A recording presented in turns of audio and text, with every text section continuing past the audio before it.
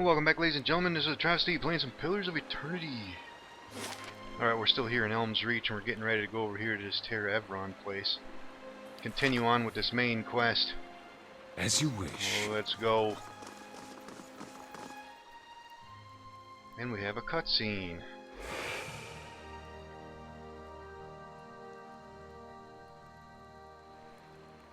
Two identical women seem to fade into view as they move away from the great trees that camouflage them. Their skin is tree bark, ridged and scaly, wreathed in a curling tangle of roots, buds, and blooms. Their hair hangs beneath the shade of serrated leaves like the drooping branches of the elms above, and the pupils of their eyes are encircled by hundreds or even thousands of concentric rings, as if to mark the accumulated wisdom of millennia. Turn around, flesh creature. Outsiders are not permitted to approach the elms. Do you not feel it, sister? Something familiar. An ancient soul, like the other one. Another defiler, no doubt. Let us fell him and be troubled no more. It would pay the debt of his predecessor. So it would seem, Rhiannon. But we must not hasten to judgment. I see a different motive here. Different questions in these eyes. What of it, young trespasser?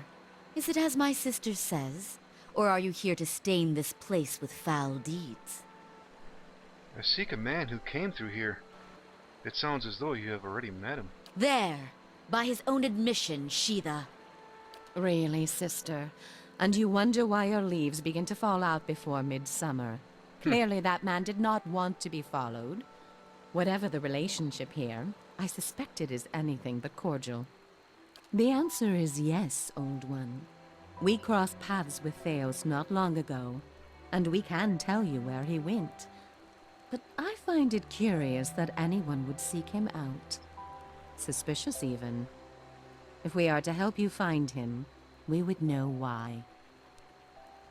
I have a problem, and he's the only one who can fix it. Ah, so you do. I should have seen it when you first approached. We are slipping in our advanced age, sister. I see it now. You are awakened. Your soul is awake, and something once buried deep now wells to the surface. Past overwhelms present, closes in around you. Your time has nearly reached its end. I just need to get to Theos. I am sorry to tell you this, but Theos cannot give you what you seek. Nor can any man. An awakening cannot be undone, any more than your past can be undone. What's she mean? I thought Merwald said... This is permanent? I'm sorry. We did not come down this road together to be refused passage by a pair of talking saplings. Madicho, there must be some other way. So this has all been for nothing? And I'm going to lose my mind? The soul is formless without a past to shape it. Did you truly expect to be able to wipe it away? I'd rather have tried to put things right. A noble thought. But for the lifetimes that separate you from your problems. However, as much as my sister speaks truly that there is no way back from an awakening, there may yet be a way forward. Would you agree, Sheetha? I would. Were the way not so likely to end in death. What is it? The man Theos you must already know by now. You are linked by a common past. Something about it lingers within you, festering, unresolved. What it is I cannot see any more than you. And without that knowledge, your doom is certain. But were you to learn the source of this discord, perhaps it could be put to rest. Though it is equally possible it will trouble you as much now as it did then, and merely speed your condition to its end. My past comes to me in pieces. How do I unlock the rest? You might wait for it to come on its own, of course. But when it comes, it will replace your sanity's last breath. Such is the nature of your condition. Or you could learn it from someone who already knows. Theos. Wouldn't he remember? It is said the gods made his memory perfect, that he may never forget his charge. If he ever knew, he still does. Not that he would tell you, of course. You have followed the right person for the wrong reason, it seems. We see it often beneath the elms, the soul dragging mind and body to unknown places for unfathomable reasons. You may have wandered into Theos's path many times, in many lifetimes, without an awakening to show you why. The only thing that's certain is you did not find what you sought. You said you know where he went? He has gone down beneath the tower to a place older than we, where the people of Engwith once walked. He makes his way to the buried city, Sun and Shadow. May he stay down there and rot with the remains of his people. He may yet. He won't be returning the way he came, that much is certain. He opened a secret path in the tower's base, and saw it destroyed behind him through some vile means. Is there another way to get to him? We know of one. On the burial isle, through the court of the penitents, Braeth Yaman. A shortcut, in fact. Don't be cruel, sister. The way my sister speaks of is not for the faint of heart. A great pit at the center of a forgotten court, where faiths were judged in place of crimes. To most, it is simply a gateway to death. With the help of the gods, it can take you where you want to go. What do you mean with the help of the gods? The pit is said to have been a means of judgment by the gods. Those cast into it are meant to die. It is that way you must pass to reach Sun and Shadow. The court is old. We do not know much for certain, but it would seem only the gods themselves can grant passage. What's this court? No more than a ruin now. It is older than we, a place for the trial of heretics. We were not here to witness it, but at one time there was a group that refused to acknowledge the gods. Neither the first nor the last, of course, but these were numerous and all put on trial for it. Those who did not repent were cast into the pit and imprisoned below. The fall killed them, of course. The prison was not for people but for their souls, and their sentences were eternal. It is said that many of the condemned repented and were permitted by the gods to ascend from the pit, so long as they pledged their service to one of them. But these are old legends. How would I ever get the gods to help me? Behind us is Ter Evron, said to pierce the shroud itself and a place of communion with all gods. If ever there was a time for prayer, you have found it. So the only way to get through this pit is to pray for help? Not the only way. Just the only one that doesn't end with your body impaled on jagged rocks. Who would I pray to? Any god you can, I should think. I would pray first to those gods you like best. I hope for your sake the feeling is shared. Is there no other way? None. How do I pray? Ter Evron is also called the Hall of Stars, and the stars show us the allegiances of the gods.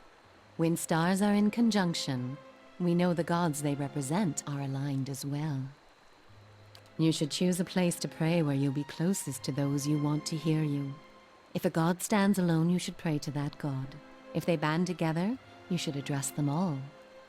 Choose your words wisely, for all gods expect proper homage, and none has patience for fools. Before you go, tell me this, old one. I'm curious. If you were to subdue your enemy, what would you do with him? What would give you peace? I would return him to the wheel of life and death so he may trouble me no more. Why let him off so easily? You would need a grove of elms like these to create enough parchment to write down his crimes against the world. There must be some greater punishment you can exact. Surely, sister, he must do what is right for him. All the same, think on this matter. Be assured in your course.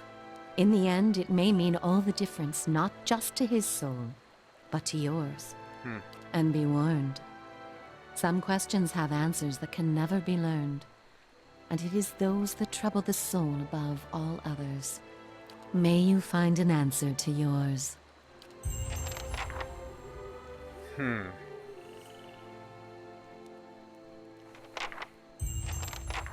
Pray to the gods in Ter-Evron. Travel to the burial isle.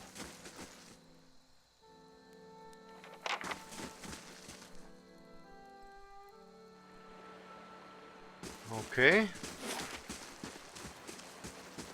Blood Sands. Yeah, before we go into Ter-Evron, let's take a quick look out here, I think. Slowly now.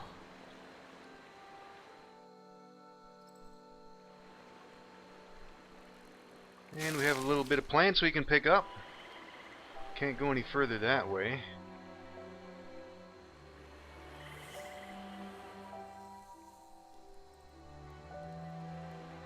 Who's this? Warrior.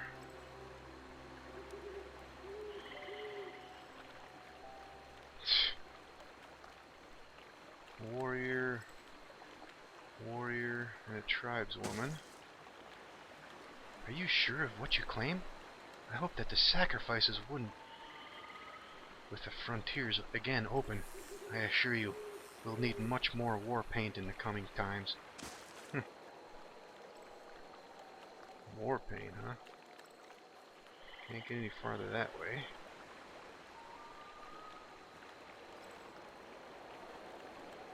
And some more plants. Alright, who do we have here? Tribeswoman, supplicant.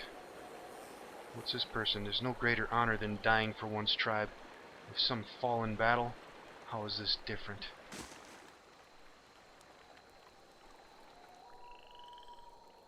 Okay. Well, since we're over here, let's go check this out. Blood Sands. Who's this guy? Keeper Garost. Talon. Supplicant. Let's talk to this guy. A dwarven man stands motionless near the roaring fire that lights the cavern. Your sacrifice feeds the land, supplicants. Come forth. A gust of smoke curls around him, licking the charred flesh that bulges in his forearms. Then suddenly flax. Estremor, your kin doesn't come here to share with the tribes. What do you want? What's this place? Blood Sands. As I said, Estremoran rarely visit our halls. The Glanfathans call this place Blood Sands. We call it home. The Ethicnol have tended the land from within this cave since before the arrival of the tribes to Twin Elms. Be warned, Estremor. We bleed life to nurture it. Our sacrifices may strike you as savage, but the health of these lands depends on them. And it's unseemly for guests to insult their hosts. Tell me about the sacrifices. Everything must die to return anew. Through the sacrificial rites, we offer supplicants the honor of giving their most precious gift back to their brethren, back to the land. The blood gives us strength. Even the Glanfathans have come to depend on the blood paint. They brim with power before battle, all thanks to the sacrifices of their kin. Tell me about the Ethicnol. Our order has thrived for generations. Before we came to Twin Elms, our rights fed the lands of the eastern mountains. Now we share blood for Air Glanfath. To everything that must end, our sacrifices bring a new beginning. We sustain what's to come. Alright. Remember, Estremor, you're a guest in these halls. Respect our ways and we'll tolerate your presence among us. Laying low. Keeper. Talon. All of the Animanfath have called upon the Ethicnol for war paint at some point. War paint, huh? What the hell is that? Well, we got some heistable stuff here, but I don't think we're going to be able to get into it. Got some gems, we'll just leave it alone for now.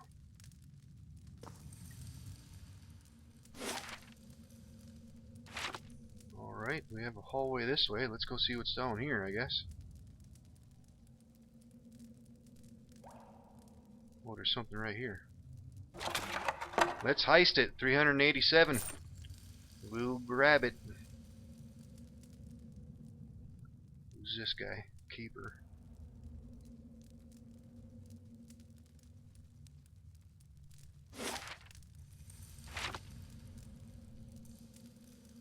Well, there's something right here too. I don't think we're going to be able to get into it with this guy here. Maybe he'll walk away. Yes, he is. Let's go for the heist. What do we have here? Ripple sponge. We'll stash that. Keeper Weirda. Estremore. The elderly dwarf blinks at you, not quite looking at you. Her eyes are pale and clouded with cataracts. Welcome to Blood Sands. It is rare that an Estremore sets foot in these caverns. What brings you here, I wonder? What do you do here? I sell and maintain certain goods for the preservation of our order, and I perform some of our ritual sacrifices. How do these sacrifices work? Like any worthwhile ritual, it's too complex to explain in detail. It involves clotting the supplicant's essence, binding it to their life's blood, and drawing it into a container or vessel. Let's see what you have for sale. Alright, war paint. What is this stuff? Plus 15 accuracy, plus 10% damage, plus 20% endurance for 20 seconds. So that's the war paint they're talking about? It's quite spendy. She's selling some potions though. Alright, we might have to come back here later and sell some stuff. I'm on the trail. Anything interesting in here? There's something over here, but we can't get into it right now. Pile of coins. Well, we'll come back to that later, I guess.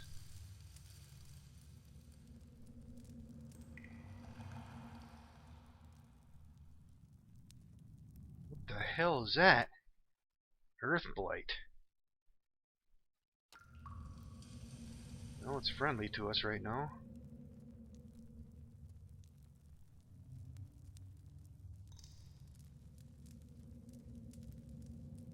Chanter, Keeper, and a Chanter. These guys know anything? Greatness requires sacrifice. And some more heistable stuff, but we can't get into it. Wow, there's a lot of money floating around this place. Well, looks like the only way we can go is this way. Let's keep moving.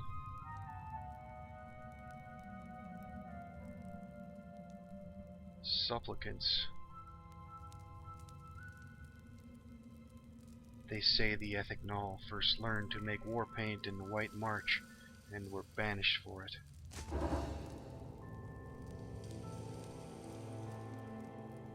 A supplicant has arrived from Deerford Village. Let's take a look at that.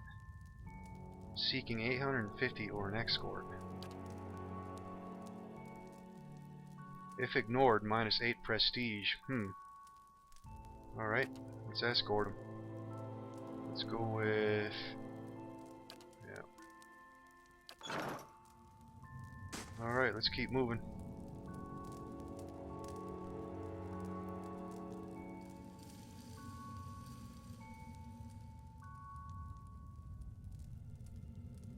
Nothing over here. Ooh, what is this? Something hidden. There's something ahead. Oh, look at this.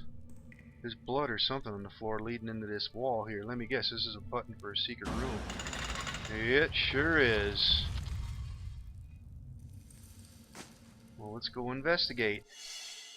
Traps. And another one. There's Damn. something ahead. Well, let's see if we can deal with this. Disarmed.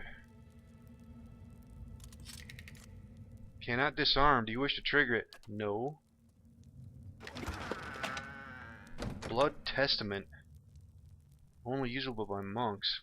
2% raw damage per wound. And some war paint. Alright, let's grab the war paint.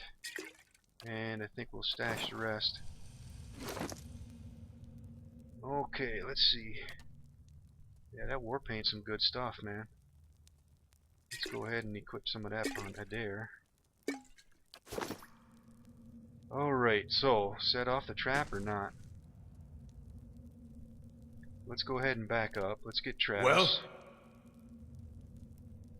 I'm curious to see what's in here. Set it off. Oh! Okay. Took a good amount of damage right there.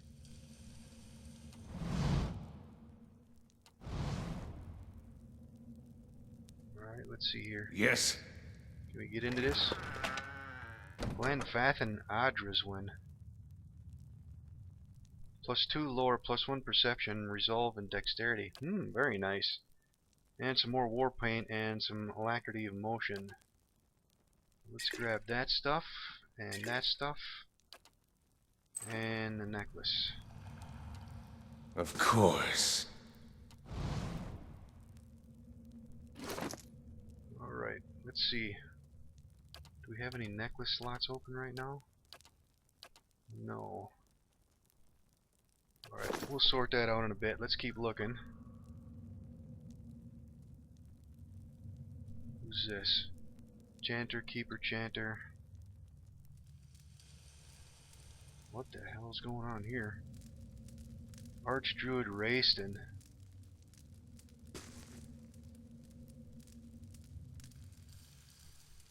And we have a cutscene. As your blood flows, so shall your essence. Your life's energy shall feed the soil, and your soul's energy shall enrich the community. This is by your own choosing, supplicant? A dwarven man stands on a raised platform. Beneath him, an elf lies prone on a stone table.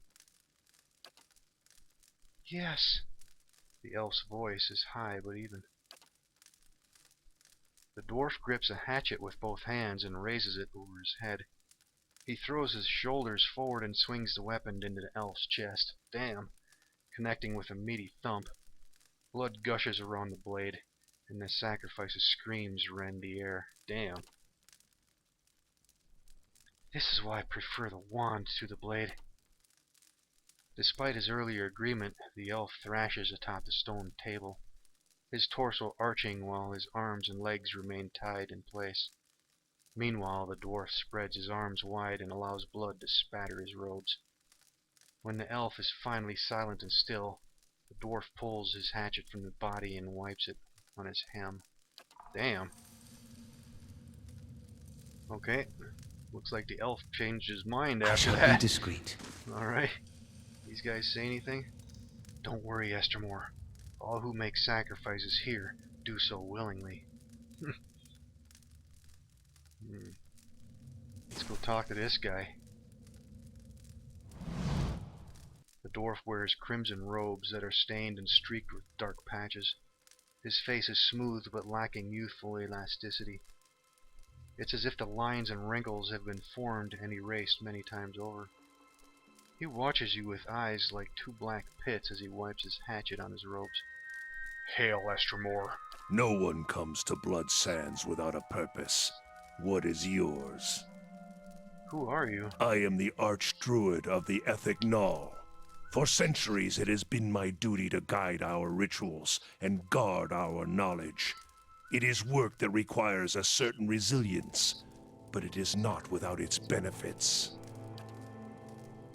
Rayston's eerily smooth face is motionless as he watches you. You murdered a man right here. He lowers his head. Your simplistic morals do not apply here, Estermore. Murder does not enter into it. It was a sacrifice, and one willingly entered into. The survival of all things depends on balance. Give and take. This principle lies at the heart of all power. Expanding something of value releases energy. Energy that can be chanted by those who know how.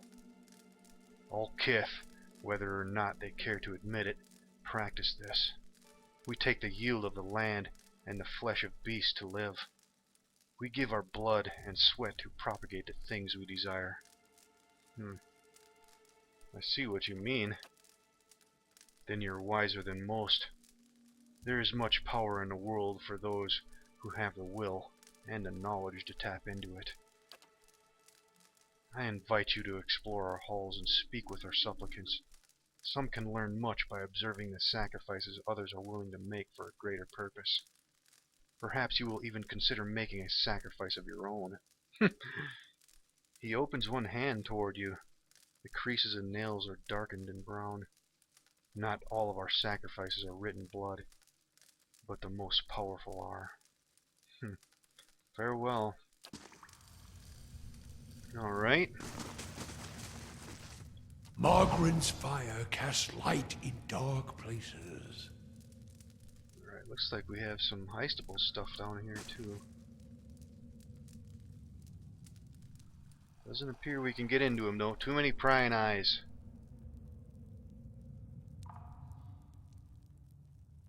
It's up this way. Some more keepers. Greater flame blight. Another supplicant. There's no greater honor than dying for one's tribe. What's this thing? The heat emanating from this pool threatens to singe the flesh of your face.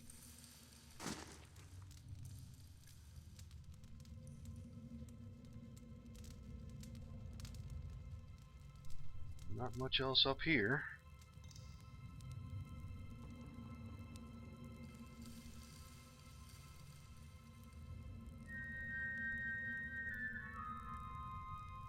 And another chanter. And a locked... Oh, this is new. Shows you how many lockpicks you need now with a certain mechanic skill. Ours is pretty high, so we should be able to bust into it. It's finished. But too many prying eyes. Don't think we can get into that one. Ooh, but there's something hidden here. But it's also heistable. Alright, let's keep moving.